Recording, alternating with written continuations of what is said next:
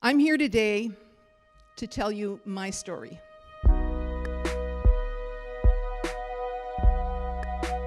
But first of all, let me give you a little background. In 1954, apparently, I don't remember this, but I started sewing on my mom's little featherweight Singer sewing machine. Anybody here know what I'm talking about? It's a little black machine, comes out of a little black box, and it was ordered from Eaton's catalog. Eaton's, for those of you who don't know, was a really big company, and they had catalogs that went, anyway, I lived up in northwestern Ontario in a little tiny town, a gold mining town. And by the time I was in grade 1, I was sewing my own clothes to wear to school. Well, because I was good at it. And that little sewing machine and the thread that came from that sewing machine is the reason that I'm here today. I parlayed that ability to sew into a career as a fashion designer. There weren't a lot of other options for me, actually, because I graduated from high school with a 53% average. I tried. I worked hard. You know, the night before a history exam, I'd be up till 3 o'clock in the morning, you know.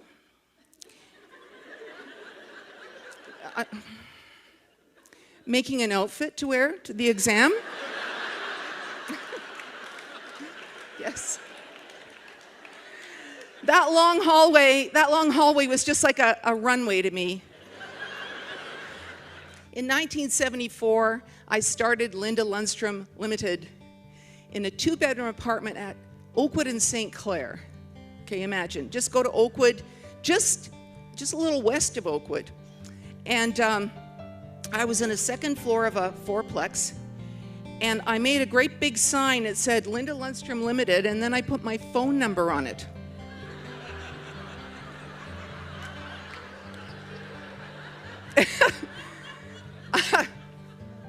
Well, and when the obscene phone calls became too much to handle, I finally moved. I was visited by a vision that kept coming back over and over and over again of a figure walking across a horizon.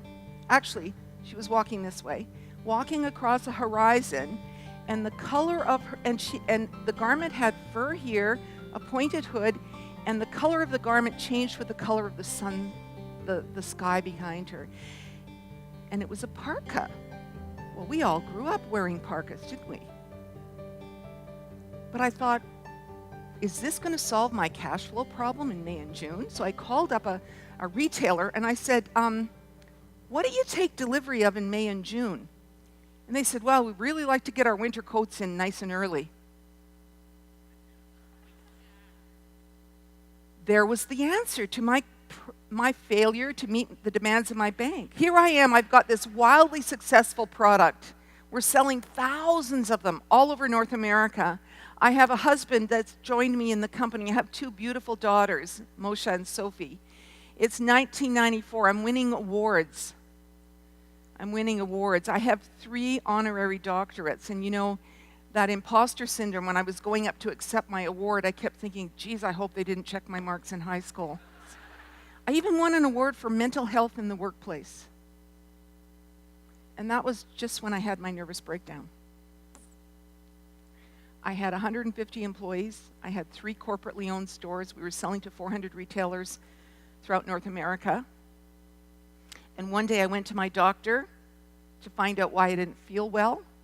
I couldn't find a parking spot, and I had a complete breakdown. So it's about failure happening. I was taking care of everyone else's mental health, but I had failed to take care of my own. My relationships were great, but my relationship with myself was crappy. I was pushing myself. I wasn't exercising. I wasn't eating properly. I was just pushing. So here's my challenge to you. What does all this mean?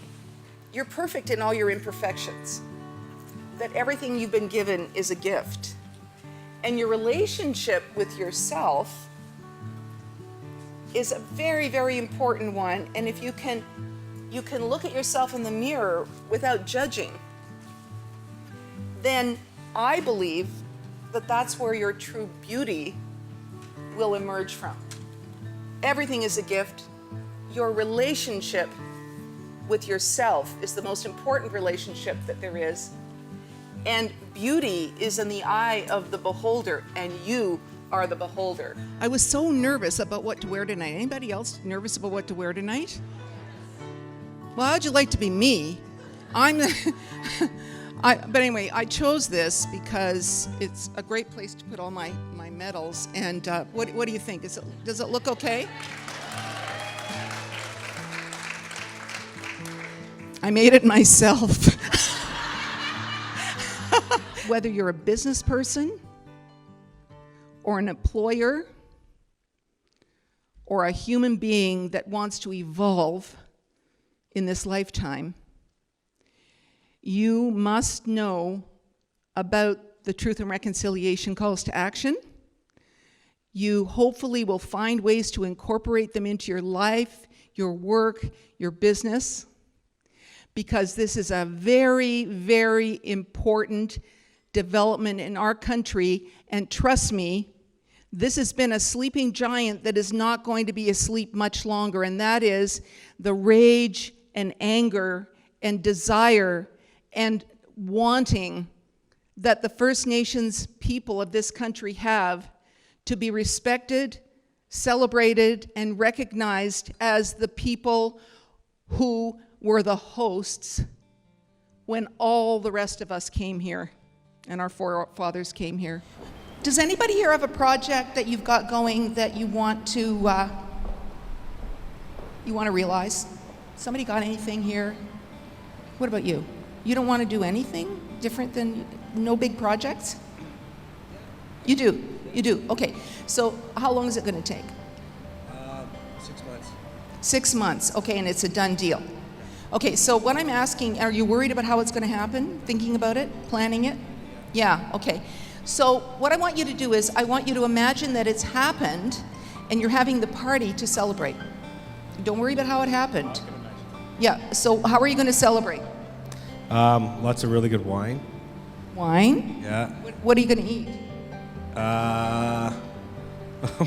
Probably some tenderloin. Tenderloin, okay. And most importantly, what are you going to wear? Really great shoes. Okay. Yes. Yes. What is my greatest learning? That everything is a gift. What is your name? And I just want to say I was buying your clothes 20 years ago. You've always been an icon to me. Thank you. Well, what's your name? Maggie. Maggie, could you have bought a little bit more, maybe?